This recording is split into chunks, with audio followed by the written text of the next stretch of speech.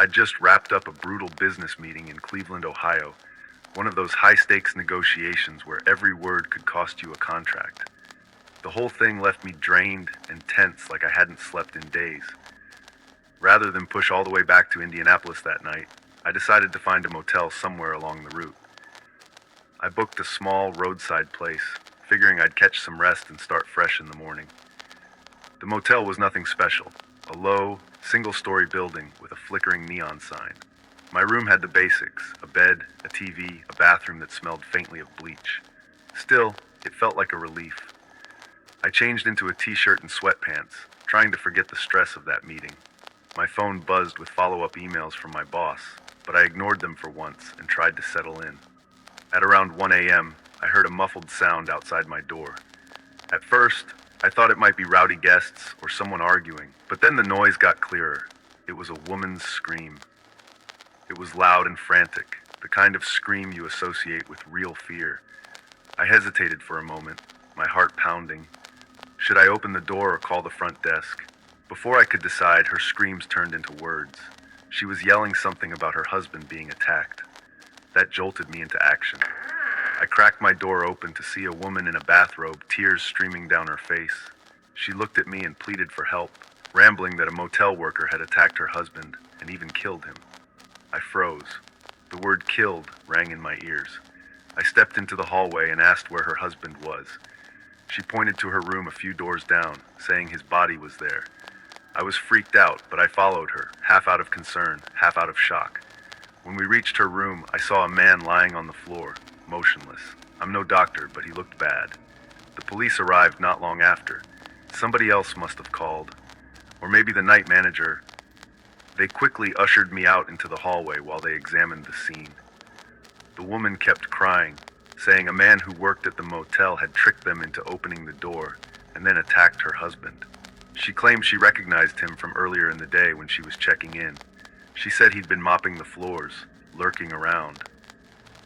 When an officer asked how this supposed worker got into a locked room, she looked confused. She mumbled something about him saying there was a problem with the room, a missing part or a repair. Her husband opened the door, and then the attacker lunged. The story felt patchy, like she was making it up on the spot. The police asked the motel manager to round up all the employees for questioning. A handful of people showed up. Housekeepers, a maintenance guy, the clerk, but the woman insisted the attacker wasn't among them. The manager calmly said these were all the staff on duty, and nobody else. I noticed the officers exchange skeptical looks. They decided to check the CCTV footage in the manager's office. That's when the woman got really anxious. She kept saying the attacker could be escaping right now, that the police needed to start searching the grounds. The cops ignored her and pulled up the security feed anyway. I wasn't in the office, so I didn't see what they found in real time, but I heard about it afterward. The footage showed the woman leaving her room earlier, wearing some sort of mask, and walking around the parking lot carefully, almost like she was stalking someone. Then she went back into her room, and a few minutes later she emerged screaming. There was no sign of a mysterious employee, no knocking at her door, no one else going inside. She got arrested on the spot for suspicion of murder. Apparently there were enough signs pointing to her involvement in her husband's death, plus the contradictory story about a motel worker that didn't match the video. The police cordoned off the area, and I overheard them saying something about searching for a weapon in the room. I didn't stick around to see what happened next. I had zero desire to spend another moment in that motel, especially with cops and crime scene tape all around. I packed my bag in a hurry, checked out with the bleary-eyed clerk, and drove off into the night. I didn't care that it was nearly 3 a.m. It was safer than staying put. Now I can't piece together all the details. Was she planning this all along? Did something happen between them that escalated into violence? And why create a story about a random motel worker? All I know is I barely slept for days after that. My mind kept replaying the scene, the woman's frantic screaming, the lifeless body on the floor, and the cops shaking their heads at the CCTV footage.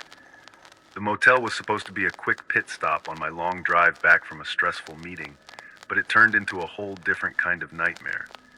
I never heard any follow-up in the news. probably because I was too scared to even look for it. Part of me wonders if there was more to the story than the police let on. Either way, I haven't stayed in a rundown roadside motel since, and I don't plan to.